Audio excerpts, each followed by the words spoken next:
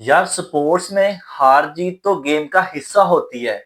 लेकिन आज हमारे स्किपर सलमान अली आगा को क्या हुआ है?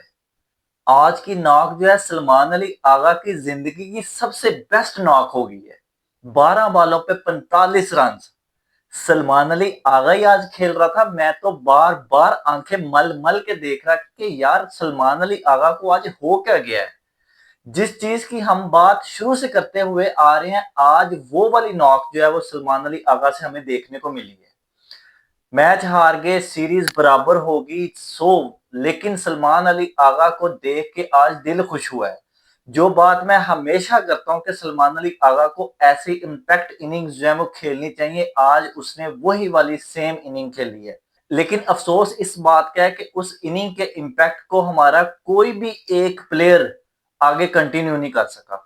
इतनी मैच अवेयरनेस तो हमारे मोहल्ले के जो क्रिकेट खेलने वाली लड़कियां उनको भी होती है कि भाई साहब मैच किस सिचुएशन के साथ जा रहा है, हमने उसको किस सिचुएशन के साथ लेके चलना है। और यहाँ पे हमें कितनी बाउंड्रीज मारनी है, कितनी सिंगल डबल करनी है, क्या क्या करना है, कहाँ कहाँ स्ट्राइक रोटेट करनी है, कहाँ कहाँ बाउंड्रीज निकालनी है। आज का जो टर्निंग पॉइंट मैं कहूंगा ना, जो मैच बदलने वाला टर्निंग पॉइंट था, जहां से पाकिस्तान के हाथ से मैच निकल गया था, मैंने कह दिया था कि मैच यहाँ पे खत्म है, वो थी उस्मान खान की विकेट। भाई साहब, एक प्लेयर ने बाउंड्री मार के सिंगल लेके स्ट्राइक दिया है और आपने एक बॉल पहले डॉट की है, अगली पे अपना कैच दे दिया है। आपको पता भी है कि इसी ओवर में आपके एक प्लेयर की विकेट गई है। कब आपको मैच अवेयरनेस आएगी? आपसे ज्यादा तो वो ख्वाजा नाफे को मैच की अवेयरनेस थी। अब उसका पहला मैच था और आपका पता नहीं कितना इंटरनेशनल मैच है, लेकिन आपको मैच की अवेयरनेस ही नहीं हो रही अभी तक। पता नहीं कब आपको मैच के साथ खेलना आएगा, कब मैच के साथ चलना आएगा। हार जीत नो डाउट गेम का हिस्सा है, जैसे मैंने शुरू में कह दिया कि आज की हार से मुझे कोई दुख नहीं हुआ। एक अच्छी क्रिकेट दोनों साइडों से देखने को मिली है, लेकिन आप उस एक अच्छी क्रिकेट का हिस्सा भी नहीं बन सके। आप हो गए, साइम यूब हो गया। साइम यूब के बारे में मैंने इस सीरीज से पहले ही कहा था कि अब वो एक यंग प्लेयर नहीं है, वो हमारी टीम का इम्पैक्टफुल प्लेयर होना चाहिए। हर मैच में उसका इम्पैक्ट नजर आना चाहिए। चलो, पिछले मैच में उसने स्टार्ट में एक अच्छी इनिंग खेली, लेकिन इस मैच में भी उसके ऊपर बर्डन था, उसकी जिम्मेदारी थी कि वो इस मैच को यहां से कंटिन्यू करता। उसके सामने सलमान अली आगा ने हिट्टे मारी हैं, प्रॉपर हिट्टे मारी हैं, गैप में शाटे मारी हैं, सारा कुछ किया है। लेकिन एक बॉलर, विकेट टेकर बॉलर आया, आपको वो जानता है, समझता है, खेलता है आपके साथ, लेकिन आपने उसको हिट मारनी है किसी भी तरीके से। भाई साहब, हर बॉल पे हिट नहीं मारी जा सकती, चाहे 250 रन का टारगेट चेज करना हो। स्ट्राइक रोटेशन के साथ साथ अगर हम बीच में बाउंड्रियां तलाश करें, तभी हम अपने रन रेट के साथ जा सकते हैं। 14-15 का रन रेट हमें चाहिए था, जिसमें 2 बाउंड्रियां और 3 से 4 सिंगलें हमें चाहिए थी। यानी हर बॉल के ऊपर स्ट्राइक रोटेशन होनी चाहिए। लेकिन नहीं, हमें मैच की अवेयरनेस ही नहीं है उस हिसाब से मैच के साथ साथ हम अपनी इनिंग को बिल्ड कर सकें। आज की हार का जिम्मेदार मैं सिर्फ और सिर्फ उस्मान खान और साइम अयूब को कहूंगा। उन्होंने बिला वजह अपनी विकेट गवाई, वहां पे वो 20-20 अपने रन ऐड करते और वहां पे हमारा मैच जो वो सीधा हो गया था। लेकिन नहीं, अपनी जिम्मेदारी हमने पूरी नहीं करनी, अगले के कंधे पे डाल के हमने चल जाना है। तो भाई साहब, अपनी जिम्मेदारी जब तक हर प्लेयर अपनी अपनी जिम्मेदारी नहीं उठाएगा, तब तक हम इस तरह के मैचों में इसी तरह जो है वो लैग करते हुए नजर आएंगे। हर प्लेयर को चाहिए कि जब बड़ा मैच बन गया है, 12 ओवरों में 160 रन का टारगेट मिल गया, तो अपना अपना रोल किरदार अदा करें। वहां पे नजर आ रहा है कि दूसरे ओवर में पहली विकेट गिर गई है और साथ ही हम संभल भी गए हैं। उसी ओवर से हमें स्टार्ट भी मिल गया है, सलमान अली आगा ने आते ही आपको एक स्टार्ट भी दे दिया है।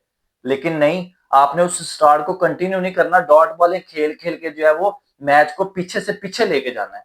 वो तो बाद में दोबारा नवाज और नाफे की इनिंग ने मैच दोबारा खड़ा कर दिया। उसके बलबूते पे हम जो है वो आखिरी ओवर तक पहुंच गया, वरना मैच वहां भी खत्म हो जाना था जहां उस्मान खान ने अपनी विकेट गंवाई थी। तो उस्मान खान साहब, साइम अयूब साहब, अब आप यंग प्लेयर नहीं हो, अब आप ख्वाजा नाफे नहीं हो। आप एक इम्पैक्टफुल प्लेयर हो। जिस नंबर पे उस्मान खान खेल रहा है, उस नंबर से ही मैच टर्निंग पॉइंट लेता है। उसी नंबर से जो है वो बड़े बड़े खिलाड़ी जो है वो मैच को बदल के मैच जितवा के जाते हैं, खासतौर पे चेज में। अगर आप चेज कर रहे हो, आपकी पहली विकेट गिर गई है, दूसरी विकेट गिर गई है, तो चौथे नंबर, पांचवें नंबर, तीसरे नंबर वाले प्लेयर के ऊपर सारी जिम्मेदारी आ जाती है कि वो वहां से मैच को बिल्ड करेंगे और सिचुएशन के मुताबिक बिल्ड करेंगे। ये नहीं डॉट बॉल खेली, अगर पिछले प्लेयर ने बाउंड्री लगाई है, आपने आके डॉट बॉल खेल के अपना सारे का सारा मोमेंटम ही खराब कर देना है। मोमेंटम के साथ, गेम के साथ चला जाता है, फिर जाके मैच जो है वो जीते जा सकते हैं।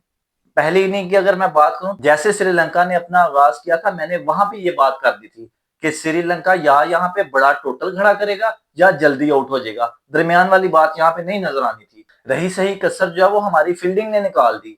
राणा फहीम अशरफ ने कैच छोड़ा मेंडिस का, उसने उसी ओवर में वसीम जूनियर को बैक टू बैक 2 सिक्सेस मारे।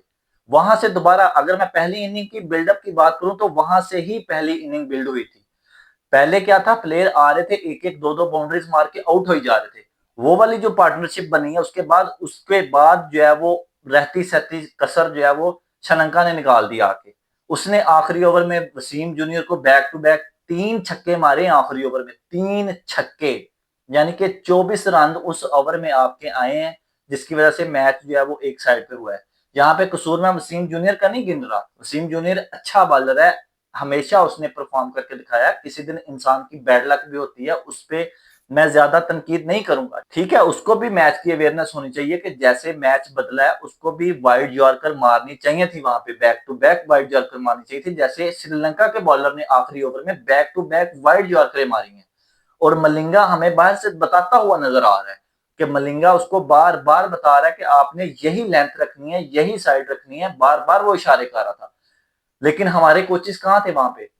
बात बार बार एक ही यहाँ पे नजर आ रही है कि हमारे कोचेस कहाँ पे हैं। वो उस टाइम पे क्यों नहीं उस लड़के को बता रहे थे कि यहाँ पे बॉल कराओ, इस लेंथ पे बॉल कराओ। हमने बैक टू बैक 3 छक्के तो खा लिए हैं, लेकिन ये बात उस वक्त ग्राउंड में खड़े बॉलर को नहीं बताई कि इस वक्त आपको क्या करना है। जो उस वक्त बताने से बॉलर के ऊपर इंपैक्ट होगा, वो दोबारा बाहर बताने से, वीडियो दिखा के बताने से कभी भी नहीं होगा, नेट में बताने से कभी भी नहीं होगा। लेकिन हमारे कोचेस नीचे उतर के नहीं राजी। Malinga through out the fielding बाहर, बाउंड्री के बाहर खड़ा रहा है और अपने प्लेयर के जरिए बॉलर तक अपना पैगाम पहुंचाता रहा है। हालांकि वो सिर्फ 1 महीने के लिए बॉलिंग कोच बना है। जनवरी में उसका पता नहीं नया कॉन्ट्रैक्ट वो करता है कि नहीं करता, लेकिन 1 महीने में भी उसका इतना बड़ा इम्पैक्ट श्रीलंका की बॉलिंग पे नजर आ रहा है। भाई साहब, कब कब आप जो है वो इस तरह के कोचेस ला के खड़े करेंगे जो आपकी अपनी कौम की दर्द को महसूस करें? आपने कब इस तरह के कोचेस ला के खड़े करने हैं जो आपकी क्रिकेट को समझें, आपके बॉलर को समझाएं? इस सिचुएशन में ये करना है। आज के मैच में अगर मैंने किसी प्लेयर को मिस किया है ना, तो वो था फखर जमान। फखर जमान आज के मैच के लिए परफेक्ट बंदा था। वो बंदे को सलमान अली आगा के बाद अगर इनिंग मिलती ना, उस बंदे ने आपको मैच जितवा के दे देना था, क्योंकि उस बंदे का करेक्टर ही इस तरह का है कि जहां पे तेज रन चाहिए, तेज बाउंड्रीज चाहिए और साथ साथ स्ट्राइक रोटेशन चाहिए, वो बंदा वहां पर आपका कामयाब है। बड़े मैच उसने जितवा के दिए इस तरह। फखर जमान को चेंज करने वाला डिसीजन मैं उसके खिलाफ नहीं हूं, लेकिन मैं अपनी बात कर रहा हूं कि अगर वो यहाँ पे होता तो वो मैच को जितवा सकता था। उस बंदे की आज जरूरत थी यहाँ पे। फिर एक और चीज ऐसी है जो मैच के ऊपर अपना इम्पैक्ट रखती है, वो होती है टॉस। टॉस जीत के आपको पता है कि 12 ओवर का मैच है, छोटा मैच है, आपको मेरे ख्याल से पहले बैटिंग लेनी चाहिए थी। बैटिंग लेते, तेज खेलते, बड़ा टोटल श्रीलंका के सामने रखते, कभी भी उनसे चेज नहीं हो पा रहा था, क्योंकि चेज में आपके ऊपर पहली बॉल से प्रेशर होता है। बॉल टू बॉल चलना पड़ता है, अकॉर्डिंग टू सिचुएशन चलना पड़ता है। तो टॉस जीत के हमें कम से कम इस तरह की सिचुएशन में, जहां पे मैच छोटा हो गया और तेज होने वाला है, मैच अपने फॉर्मेट से हट के छोटा हो गया, वहां पे हमें जो है वो बैटिंग करनी चाहिए, बड़ा टोटल करना चाहिए, तेज खेलना चाहिए और फिर अपनी बॉलिंग जो हमारी स्ट्रेंथ है शुरू से लेके आज तक क्रिकेट की स्ट्रेंथ है, हमें उस पर रहना चाहिए। बज़ाहिर तो हमारी क्रिकेट जो है वो ऑस्ट्रेलिया की सीरीज तक नहीं है, लेकिन इन्हीं लड़कों को वापस आके प्रॉपर कैंप करवाना चाहिए। कैंप में उनको बताना चाहिए कि भाई साहब, इस मैच में इस जगह पे आपने ये गलती की, इसलिए आप आउट हुए। आप बॉलिंग साइड पे आपने ये गलती की, इसलिए आपको ज्यादा रन हुए। सारे स्टैट्स के मुताबिक और मैच की सिचुएशन के मुताबिक उनको कैंप लगाना चाहिए। कैंप में जो है वो इन गलतियों को दुरुस्त करें, उसके बाद ऑस्ट्रेलिया सीरीज के ऊपर अप्लाई करें और फिर उसके बाद जो है वो T20 वर्ल्ड कप के लिए जो है वो ट्रैवल करें दोबारा इसी मुल्क श्रीलंका में। हमें इस सीरीज से बिल्कुल एक मैच कम मिला है, लेकिन जो 2 मैच मिले हैं वो अच्छे मिले हैं, इम्पैक्टफुल मैच मिले हैं। आज वाला मैच तो आउटस्टैंडिंग मैच मिला है अकॉर्डिंग टू द सिचुएशन जो है वो, कि T20 वर्ल्ड कप में अगर हमें इस तरह का मैच मिल जाता तो फिर हमने उसके मुताबिक कैसे खेलना है। ये भी तो हो सकता ना कि 20 ओवर में हमारे बॉलर्स को ज्यादा मार पड़ जाए, 240 230 चेज करना पड़ जाए। उस सिचुएशन में हमने क्या करना है, विकेटें गंवानी है, तेज खेलना है, या किस सिचुएशन के मुताबिक खेलना है। तो ये चीजें अब हमें वापस आके डिस्कस करनी है और इसके अकॉर्डिंगली हमें प्रिपरेशन करनी है। भाई साहब, हम तो इसी तरह पाकिस्तान के हर मैच के ऊपर बात करते रहेंगे, चाहे किसी को अच्छी लगे चाहे किसी को कड़वी लगे।